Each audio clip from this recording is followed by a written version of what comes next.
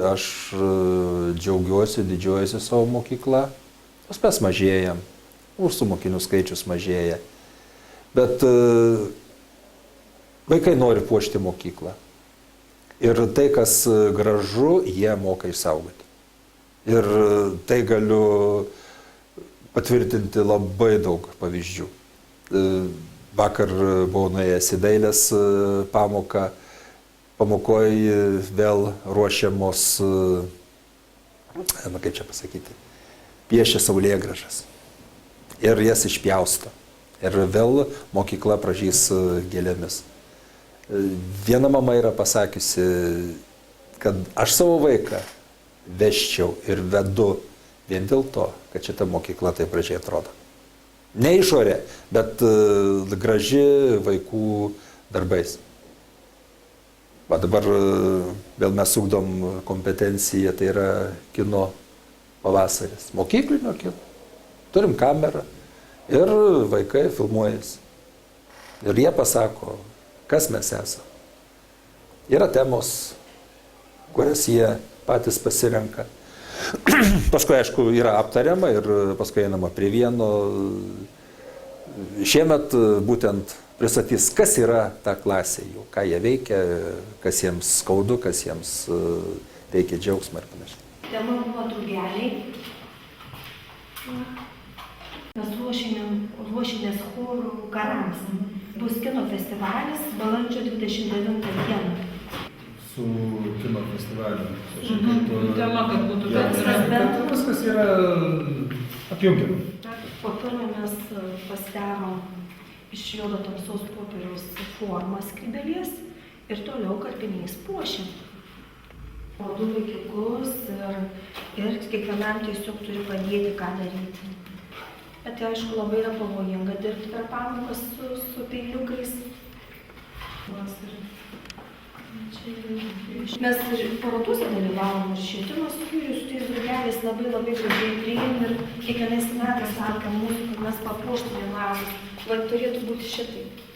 Gal kitur padėti, kur nežinau. Su liutnėkos ten priklijuojam ir visa mokykla yra tokia. Ir taip kviečiam vaikus į mokyklą. Tiksliau tėvus. Gražus dabar. Labai gražus. Kompetencijų ugdymas, man atrodo, kad keičia pačius vaikus. Daro juos labiau komunikabilesnius, drąsesnius, gebančius reikšti savo mintis, suprasti, atjausti kitą. Mūsų mokiniai tikrai yra atjautus. Buvo Raudonojo kryžio akcija, tai nors ir mūsų mokykla yra mažai skaitlinga, bet surinko daugiausiai lėšų. Aš esu Gelgogis Vidas, mokau jau Orų pagrindinėje mokykloje technologijų dalyką. Daug vaikus traukiu prie meno, prie metalo, prie medžio darbų. Bandom įveikti ir stiklą. Žodžiu, mokau vaikus įvairių technologinių procesų. Visiškai neseniai mes mokykloje surengėme su kolegomis integruotą pamoką, kurios pamokos ašimi buvo greičiausiai technologijos. Aš pats esu muzikantas, baigęs dar sovietmečiu valstybinę konservatoriją. Pusę savo kadenciją šioje mokykloje dirbau muzikos mokytoju, o pusę technologijų mokytoju. Taigi Čiurlionis, kaip matot, man yra nesvetimas kaip muzikantui. Ir be abejo jubiliejai, kurie artėja rudenį, gimtadienis, mirties metinės, štai dabar balandžio 11 dieną paskatino tiesiog surengti tokią įdomesnę, galbūt kitokią pamoką, kurioje dalyvavo lietuvių literatūros mokytojai, anglų kalbos, dailės mokytojai, mano kolegė technologijų mokytoja, muzikos mokytoja. Vedėm vieną akademinę pamoką ir kiekvienas mokytojas pristatinėjo Čiurlionį iš savo pozicijų dalyko. Mes su vaikais pasiruošėm per greičiausiai per visus metus ruošiamės šitai pamokai po truputėlį, kadangi tai yra materialu, tai reikia ir medžiagų, reikia įvaldyti techniką drožybinę, na ir vaikai darbo procesai išryškėjo patys gabiausi vaikai ir be abejo šitų vaikų mes kaip tik tai darbus ir matome. Jie lankė ne tik tai pamokas, jie lankė būrelius ir be abejo, kada būreliečiai šiek tiek rimčiau pradėjo drožti, paskatino, reiškia, ir kolegas prisijungti prie šitų darbų. Iš viso yra išdrožta 16 paveikslų. Mes pasirinkom Čiurlionio, kaip pagrindą Čiurlionio garsiųjų zodiako ženklų, reiškia, paveikslus. Ir kiekvieną iš šitų paveikslų, kiekvieną iš šitų zodiakų mes štai išdrožėm ant alksnio medienos. Gabesnieji vaikai drožė štai Čiurlionį,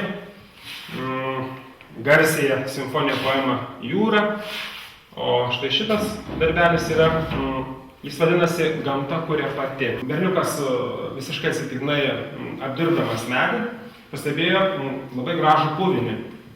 Ir jis pats pasiūlė, sako, mokytojau, čia nereikia nieko daryti, čia gamta pati jau padarė, tik tai man reikėjo jį iš tikrųjų nukreipti, kad jisai teisingai, reiškia, suleistų 3 lentutes, mes čia štai matom 3 lentutės suklijuotos ir reiškia, lygiai gražiai nušlifuot ir iš tiesų vaikas išvelgė Čiurlionio paveiksluose labai daug yra žvaigždžių, tai yra simboliška ir štai jis pasakė, štai yra žvaigždės, horizontą mes matom kažkokią tai išdžiūvusią upę, na ir čia tai lava, kažkoks gavosi kosmopolitinis paveikslas. Berniukas pats nudrožė ir rėmelius, technika, matote, yra skirtinga, stengiamės mes šito nekartotą. Šiaip vaikai iš tiesų pastebėjo tokį dalyką, jeigu mokytojas iš tiesų yra kompetentingas savo dalyke, reiškia, tai pats mokinys tiesiog kaip magnetas limpa prie mokytojos ir iš tiesų nori kažką panašaus nudrožti, pagaminti. Prieš keletą metų dar mokykloje buvo nemažai spec poreikių vaikų. Iš tiesų, tai vaikai su negale ir dirbo čia tokia mokytoja, pavaduotoja mokytoja biologijos Juškienė Eugenija, kuri tiesiog paprašė manęs, kad aš šitos vaikus paglobočiau. Gal kažkas tai gausis. Na ir aš ėmiausi jų globoti. Tai štai šita šeimyna graži iš tiesų yra nudrožta spec poreikių vaikų. Be abejo, aš pats neatsitraukiau nei akimirkai nuo šitų darbų, kadangi tai yra ir saugumo technika. Vaikai iš pradžių netikėjo, kad jie gali iš medžio traižos, iš beržo konkrečiai traižos pagaminti meno kūrinį. Štai rezultate mes pradžiai pabandėm štai šitą aborigeną išdrožti, vyrą. Kadangi mums pasisekė, vaikai sako, reikia mokytojo ir daugiau. Tai ir gavosi štai tokia graži šeiminėlė. Štai čia už nugaros taip pat yra darbas, kurį atliko taip pat spec poreikių vaikai. Jis dalyvavo, reiškia, parodoje, laimėjo tam tikrus prizus. Vaikai šiuo metu jau yra išėję iš tos mokyklos ir kiek žinau, vienas iš jų užsiima baldų gamybą. Tai aš labai džiaugiuosi, kad lyg tai ir mano kažkoks tai yra indėlis. Šitas žemėlapis, jeigu taip galima pasakyti, yra ne spec poreikių vaikų, tai yra vyresniųjų klasių mokinių darbas. Vaikai patys tiesiog sugalvoja, kad mes čia gyvenam Jovarų mikrorajone ir mokytojų būtų galima kažką tai tokio išdrožti. Be abejo, sunkiausia buvo gauti medienos šitokį formatą, tai yra liepa ir tai yra metų darbas. Visos gatvelės sudėliotos. Taip šiuo metu tiksliai ir atrodo žemėlapyje Jovarų mikrorajonas. Vaikai ruošiasi irgi visus metus, gamino štai, kad jau pradėjo. Tai yra didelis darbas iš tiesų. Ir jis sudalyvavo filmavime šitas darbas. Matot, kažkiek tai priartėta prie kryžiuočio, reiškia amunicijos šalmo, kažkiek priartėta prie mūsų Lietuvaičio.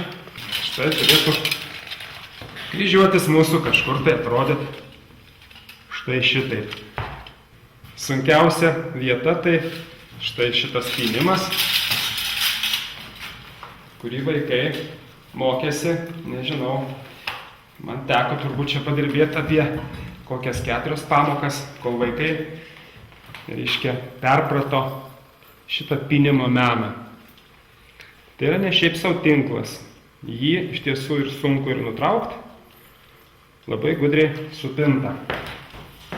Lietuvaičio amunicija.